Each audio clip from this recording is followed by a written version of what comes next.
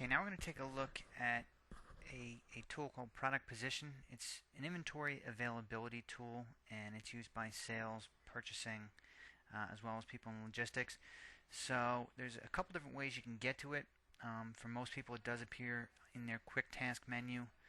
You can also access it from the sales and purchasing menu and go into product position, and I'll select from my list of products here. Let's pick this sorbic acid, for example, and we'll say we want to view it. Our unit of measure that we want to see quantities would be pounds. I'll say proceed. It's going to load an Excel spreadsheet for us here, and most of us, those people using Visco, know that we do use Excel pretty heavily throughout the system. But this is pulling data from the database to display our position for sorbic acid. So within these big red columns here, let's say between rows 14 and 27, these represent inbound shipments or ventures.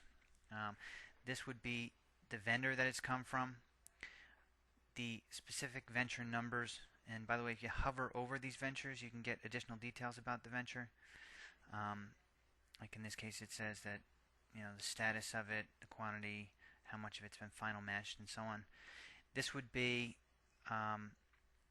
the status of the venture. So if it's PO issued, obviously that means that we've placed the order with the supplier, but they haven't actually shipped it. If it's in a warehouse, it'll give us the warehouse name. If it's in transit, it'll say in transit. If in this on hand column, this is going to represent our total quantity on hand right now. So in this case, we have 336,000 pounds on hand.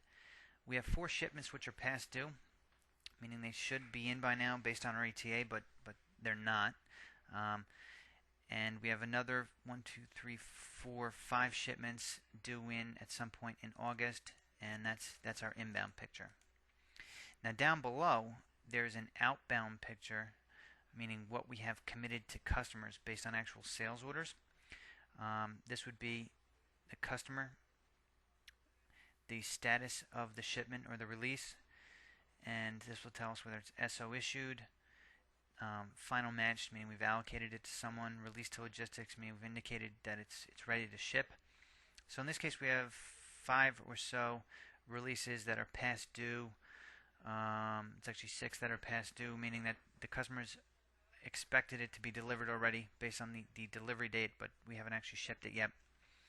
We have another, some more going out in August, more in September, October, November, December, and so on. But the point here, and the big value that you're getting out of this position sheet is the balances down here at the bottom. So inbound totals represent, for this period, like August for example, we have 42,000 coming in. We have 489,000 going out. So our our long short for that period is negative 69,150. Now we have the long short cumulative inventory balance, meaning if we look at what we have coming in minus what we have going out over a period of time, what's our inventory balance going to be? So for example, by the end of November, my inventory is down to 87,000 pounds, and I can see by December I have a negative inventory position. So considering that's, however, 4 months away, I may want to start addressing that now. Knowing that I'm going to have a negative position on the product in December, I may need to start placing some orders with suppliers now. So the reason behind this is what we're trying to account for is the fact that we are dealing with suppliers that are overseas, and there can be some big lag times between the time that you place the order with the supplier and the time your customer is actually getting the goods. So we're trying to give you visibility as to what's your inventory going to look like months out, so you can start making decisions about that now. Couple of other points about how you can use the position sheet. One thing a lot of people do is when they want to look at inventory, they'll just show inventory that's, for example, just give us things that are in the warehouses right now, and that'll narrow it down to just what's in the warehouse. Or if you wanted to say only show me what's in transit or on order, for example. You can narrow it down that way.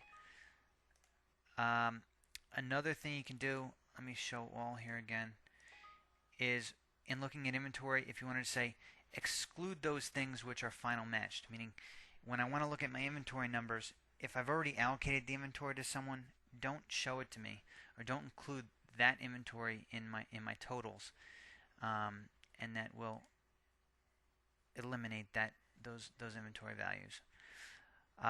As far as the column headings go here, you can change these column headings so that instead of being months, you can have them be exact days, you can have them be weeks, you can have them be quarters by this drop down here. If you wanted to change the units of measure, instead of looking at it in pounds, you want to look at it in kilos, you can change the unit of measure here. There's a little summary here that will tell you, overall what your long, short, cumulative balance is based on however far out you go. So in this case, our balance is negative over the long term. If we want to get details, obviously we come down here into the various months. And then if you wanted to, you can actually add back-to-backs. If you're using the back-to-back function, you can add back-to-backs right here from within the position sheet. So if you wanted to kind of earmark inventory for a specific release, you could do that by selecting from the various ventures here and back-to-backing them with the various releases that we have here, and click that button, and that will add the back-to-back. That is the basic to the position sheet. There's another report called the position sheet summary, which will give you all products within a single position sheet. You can ask your Visco support representative, and they can add that to your reports if you don't have it already, and it'll show up in your custom reports. But that's the product position to give you your position over time for a specific product.